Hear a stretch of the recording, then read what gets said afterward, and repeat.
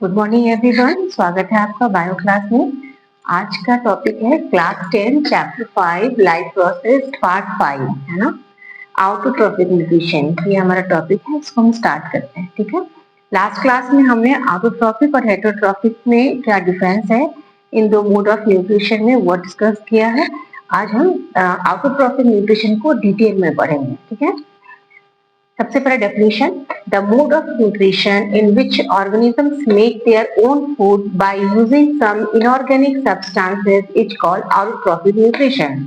ये हम लोग डिस्कस कर चुके हैं। वैसा मोड ऑफ न्यूट्रिशन जिसमें ऑर्गेनिजम्स अपना भोजन स्वयं बनाते हो कुछ इनऑर्गेनिक सब्सटेंस के हेल्प से, उसे कहते हैं हम autotrophic nutrition. Auto means self, trophic means nutrition. वैसे ऑर्गेनिज्म जो अपना न्यूट्रिशन स्वयं बना रहे हैं, सेल्फ बना रहे हैं। ठीक है, दीज इनऑर्गेनिक मटेरियल्स, अब ये इनऑर्गेनिक मटेरियल्स जिनकी मदद से ये फूड सिंथेसिस कर रहे हैं वो क्या है? कार्बन डाइऑक्साइड एंड वाटर, ये दो रॉ मटेरियल्स हैं, है ना। जो ऑटोट्रॉफिक न्यूट्रिशन, ऑटोट्रॉफ्स जितने भी हैं, यानी जितने भी हम ग्रीन प्लांट्स कह रहे हैं, जो कि कुछ रॉ मटेरियल्स उनको चाहिए, वो रॉ मटेरियल्स क्या है? Carbon dioxide and water, which is converted into carbohydrate in the process of, in the presence of sunlight and chlorophyll. देखिए, this process is called photosynthesis। वह प्रोसेस जिसके हेल्प से autotrophs अपना न्यूट्रिशन बना रहे हैं वो प्रोसेस कहलाता है फोटोसिंथेसिस। सिंथेसिस का मतलब होता है बनना, बनाना, है ना। सिंथेसिस में सिंथेसाइज करना, बनना। और फोटो का मतलब लाइट, लाइट के प्रेजेंस में जब फूड बने तो ये कहलाएगा फोटोसिंथेसिस। इसको कैसे डिफाइन करेंगे? The process in which the green plants make their own food by using inorganic materials like carbon dioxide and water, which is converted into carbohydrate, है ना। ये इनका फूड है in the presence of sunlight and chlorophyll।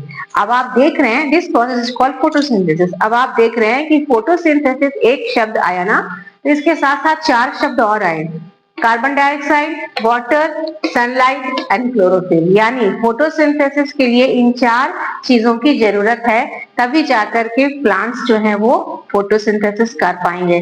Carbon dioxide होना चाहिए, water होना चाहिए, sunlight होना चाहिए, क्लोरोफिल होना चाहिए, तभी जाकर के ये प्रोसेस कंप्लीट होगा। ठीक है, तो आपने क्या क्या पढ़ा कि ऑटोट्रॉफिक मोड ऑफ न्यूट्रिशन वैसा मोड ऑफ न्यूट्रिशन है जिसमें ऑर्गेनिजम्स अपना भोजन स्वयं बना रहे हैं। ठीक है, किस प्रोसेस के थ्रू? फोटोसिंथेसिस। फोटोसिंथेसिस में इनके कुछ रॉ मटेरियल्स की जरूरत है, वो क्या है? कार्बन डाइऑक्साइड, वाटर, किसके प्रेजेंस में? सनलाइट के प्रेजेंस में, और एक मैजिकल पिगमेंट क्लोरोफिल जो कि हर ग्रीन प्लांट्स में मौजूद है, जिसकी वजह से ही वो फोटोसिंथेसिस कर पा रहे हैं। जैसा हमने लास्ट क्लास में भी डिस्कस किया था कि लाइट एनर्जी को केमिकल एनर्जी में कन्वर्ट करना, यानी लाइट एनर्जी को ट्रैप करना, ये काम केवल क्लोरोफिल का ही है और यहीं से शुरुआत होती है ना। ये क्लोरोफिल जब लाइट एनर्जी को ट्रैप करता है ना, तो ही प्रोसेस की शुरुआत होगी और तभी ये फोटोसिंथेसिस का प्रोसेस हो पाएगा। क्लोरोफिल के एब्सेंस में, या सनलाइट के एब्सेंस में, या कार्बन डाइऑक्साइड के एब्सेंस में, या वाटर के एब्सेंस में ये प्रोसेस नहीं होगा। ये जाकर हम लोग आगे डिस्कस करेंगे। ठीक है, दिस कार्बोहाइड्रेट जो कि बन रहा है, this carbohydrate are utilized for providing energy to the plants. जैसा कि शुरू से हम लोग कह रहे हैं कि एनर्जी जरूरत है हमें हर लाइफ प्रोसेस को करने के लिए। एनर्जी हमें कहाँ से मिलता है? फूड से। तो जो जितने भी ऑटोट्रॉफ्स हैं वो फोटोसिंथेसिस के थ्रू फूड को सिंथेसाइज किए, और वो किस फॉर्म में है? कार्बोहाइड्रेट के फॉर्म में है। ये कार्बोहाइड्रेट अब इनके द्वारा, इन प्लांट्स के द्वारा यूटिलाइज किया जाएगा ताकि उनको एनर्जी मिल सके। यानी फोटोसिंथेसिस के प्रोसेस में जो चीज सिंथेसाइज हुआ वो क्या है? कार्बोहाइड्रेट। ठीक है, इसका सिंपल फॉर्म होगा ये ग्लूकोज, जो कि हम थोड़ा सा आगे डिस्कस करेंगे। अब जो एक्सेस कार्बोहाइड्रेट है, देखिए जितने भी कार्बोहाइड्रेट बने, है ना, एनर्जी को प्रोवाइड करने के लिए प्लांट के बॉडी में जितने भी कार्बोहाइड्रेट बने, उसका कुछ भाग उसने यूटिलाइज किया जितनी जरूरत है, और जब जरूरत नहीं है जिस चीज की जितनी, वो एक्सेस कार्बोहाइड्रेट, जो कार्बोहाइड्रेट यूज होने के बाद बच गया है, are stored in the form of starch, है ना। कार्बोहाइड्रेट ग्लूकोज के फॉर्म में बन रहा है, और जो एक्सेस कार्बोहाइड्रेट है, जितना एनर्जी उन्हें चाहिए वो यूटिलाइज कर चुके, अब जो एक्सेस कार्बोहाइड्रेट है वो स्टार्च के फॉर्म में प्लांट में स्टोर्ड रहता है। ये चीज हम ह्यूमन बीइंग में भी होता है, लेकिन यानी हम में भी एक्सेस जो फूड है वो स्टोर होता है, लेकिन वो ग्लाइकोजन के फॉर्म में होता है।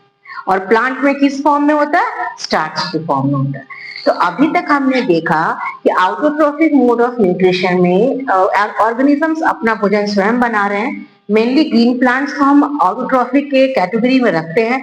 तो वो किस प्रोसेस के थ्रू भोजन बना रहे हैं? फोटोसिंथेसिस। फोटोसिंथेसिस में कुछ रॉ मटेरियल्स की जरूरत है, कार्बन डाइऑक्साइड एंड वाटर, ठीक है, और सनलाइट के प्रेजेंस में होगा, और क्लोरोफिल ग्रीन प्लांट्स में मौजूद हैं। ठीक है, ये 4 रॉ मटेरियल्स हैं जो कि 4 चीजें रिक्वायर्ड होती हैं फोटोसिंथेसिस के प्रोसेस के लिए। फोटोसिंथेसिस के प्रोसेस के थ्रू क्या चीज बनता है? कार्बोहाइड्रेट बनता है। तो यही कार्बोहाइड्रेट यूटिलाइज किया जाता है प्लांट्स के द्वारा एनर्जी प्राप्त करने के लिए।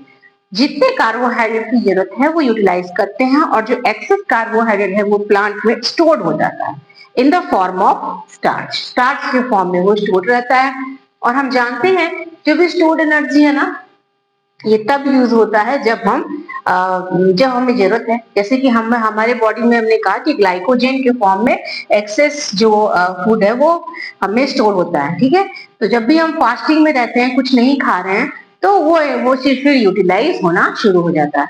तो वही कह रहा है कि this starch serves as internal energy reserves. ये जो एक्सेस कार्बोहाइड्रेट हैं स्टार्च के फॉर्म में स्टोर हुए, ये किसके क्या सर्व करते हैं? Internal energy reserve. जो रिजर्व में जो एनर्जी बचता है उसे ही वो स्टार्च है टू बी यूज्ड। किस कब यूज करने के लिए? When required by the plant. और प्लांट को जब इसको जरूरत पड़ेगी तो ये इंटरनल एनर्जी रिजर्व के लिए यूज करेंगे। आगे हम लोग पढ़ेंगे ना कि जब भी हम फोटोसिंथेसिस के प्रोसेस में प्लांट को हम देखना चाहते हैं कि लाइट के एब्सेंस में फोटोसिंथेसिस कर पा रहा है कि नहीं, तो वैसे में प्लांट को ना 24 घंटे के लिए डार्क में रख दिया जाता है। डार्क में रखने के थ्रू वो मरेगा नहीं। क्यों नहीं मरेगा? क्योंकि वो जब वो लाइट में था तो वो फोटोसिंथेसिस करके अपने बॉडी में कार्बोहाइड्रेट को बनाया है, और वो कार्बोहाइड्रेट स्टार्च के फॉर्म में उसके बॉडी में है। उस 24 घंटे के अंदर प्लांट पर डिपेंड करता है ना कितना। हम जनरली जो एक्सपेरिमेंट करते हैं वो पॉट प्लांट पे करते हैं, गमले वाले पौधे पर। तो वो जो है ना वो एक्सेस कार्बोहाइड्रेट स्टार्च ना 24 घंटे के बाद वो यूज्ड अप हो जाता है, उसके बाद वो सूखेगा। तो जब उस फॉर्म में वो स्टार्च काम आता है। तो अगर किसी प्लांट को आप एकदम अंदर रख दें, डार्क में रख दें, तो भी वो तुरंत नहीं सूखता, क्योंकि कुछ समय तक वो अपने इंटरनल एनर्जी रिजर्व यानी इसी स्टार्च को यूज करता है। ये कब बनते हैं? ये तब बनते हैं जब लाइट के प्रेजेंस में ये फोटोसिंथेसिस किया है, और कार्बोहाइड्रेट जो बना है उसको यूटिलाइज करने के बाद जो एक्सेस कार्बोहाइड्रेट है उसके बॉडी में स्टोर्ड है, वही कहलाता है किस फॉर्म में? स्टार्च के फॉर्म में, जो कि इंटरनल एनर्जी रिजर्व की तरह है, जो कब यूज में आएगा? जब प्लांट को इसकी जरूरत होगी, है ना। फोटोसिंथेसिस के प्रोसेस को आपको इस केमिकल रिएक्शंस के द्वारा शो करना एग्जाम में एकदम से जरूरी है। ये कार्बन डाइऑक्साइड प्लस वाटर है ना, एरो, ऊपर chlorophyll, sunlight, glucose, oxygen and water molecule. ये केमिकल रिएक्शंस हैं जो कि फोटोसिंथेसिस का डेफिनेशन के साथ आपको देना मस्ट है, क्योंकि तभी आपका फोटोसिंथेसिस का जो डेफिनेशन है वो कंप्लीट होगा, है। तो ये आपको देना ही देना है। फोटोसिंथेसिस क्या है, तो उसमें आपको इसका डेफिनेशन देने के बाद ये केमिकल रिएक्शन शो करना है। क्योंकि जैसे कि 2 रॉ मटेरियल्स की जरूरत पड़ी, carbon dioxide and water, CO2 plus H2O। ये कन्वर्ट किसमें हुआ? कार्बोहाइड्रेट यानी ग्लूकोज में, रिप्लेस्ड फॉर्म है। ऑक्सीजन रिलीज होता है और वाटर मॉलिक्यूल भी रिलीज होता है ना। जैसे जैसे कहीं भी ट्रीज हैं, प्लांट्स हैं, तो वहां पर थोड़ी ठंडक होती है ना, ठंडक, कि जहाँ पेड़ पौधे रहेंगे वहां का जो इन्वायरमेंट है वो थोड़ा ठंडा रहता है। क्यों ठंडा रहता है? क्योंकि वो अपने फोटोसिंथेसिस के दौरान वाटर मॉलिक्यूल को भी जनरेट करते हैं, ठीक है ना। तो वहां पर वो जहाँ पेड़ पौधे रहेंगे वहां थोड़ी ठंडक रहेगी, क्योंकि वो वाटर जनरेट करते हैं। जहाँ पेड़ पौधे होंगे वहां पर ऑक्सीजन की भी कमी नहीं होगी, क्योंकि वो ऑक्सीजन भी जनरेट कर रहा है इस प्रोसेस के थ्रू, है ना।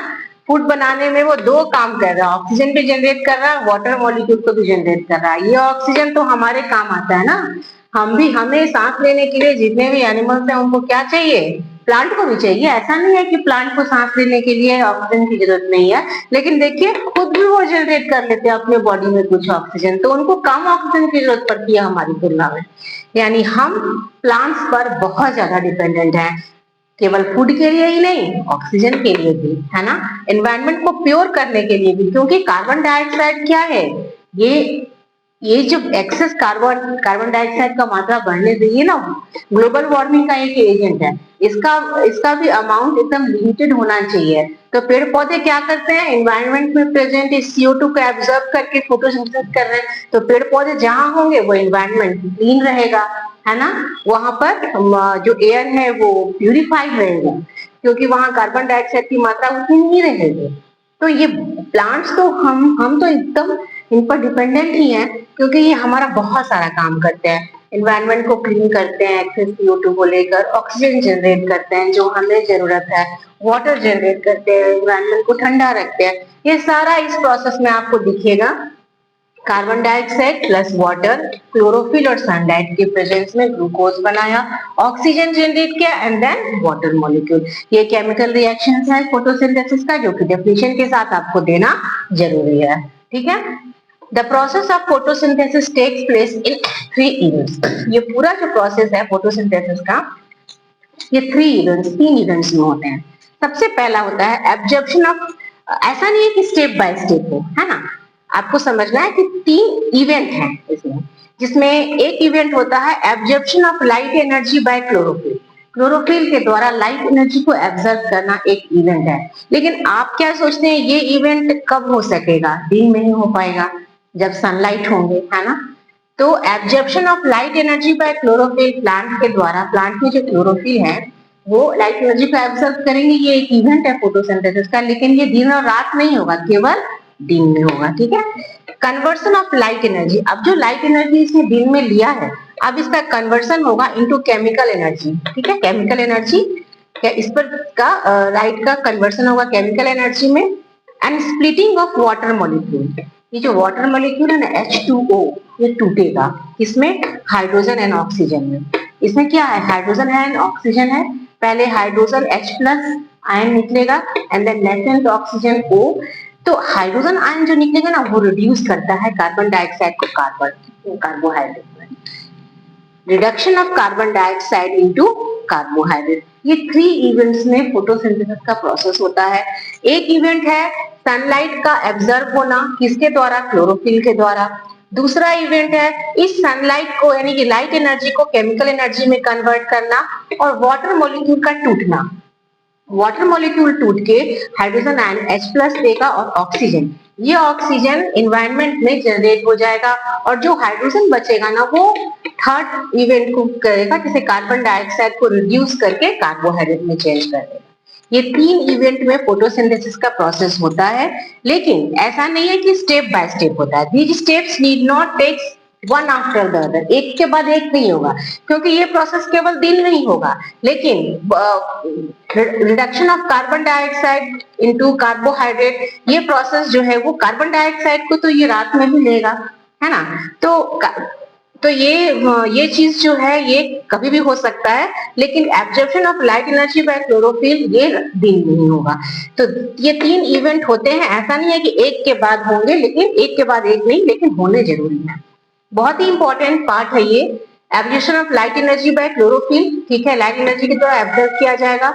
वाटर एनर्जी का, वाटर का स्प्लिट होगा हाइड्रोजन एंड ऑक्सीजन में, ये हाइड्रोजन जो है ये कार्बोहाइड्रेट को रिड्यूस कर देगा कार्बोहाइड्रेट में, और जो ऑक्सीजन जो है वो एनवायरनमेंट में रिलीज हो जाएगा, जो कि हमारे काम आता है। ये सारे प्रोसेस जो है ये फोटोसिंथेसिस में आते हैं। ये 3 स्टेप्स में फोटोसिंथेसिस की प्रोसेस होती है, ठीक है। नेक्स्ट क्लास में हम लोग पढ़ेंगे कि जितने भी मटेरियल्स हैं, जितने भी हमने बात किया रॉ मटेरियल्स की, carbon dioxide, water, sunlight and chlorophyll, क्या ये सचमुच जरूरी है फोटोसिंथेसिस के लिए, क्या अगर ये नहीं रहे तो प्लांट फोटोसिंथेसिस कर पाएगा या नहीं कर पाएगा, ये सारी चीजों को हम लोग नेक्स्ट क्लास में डिस्कस करेंगे।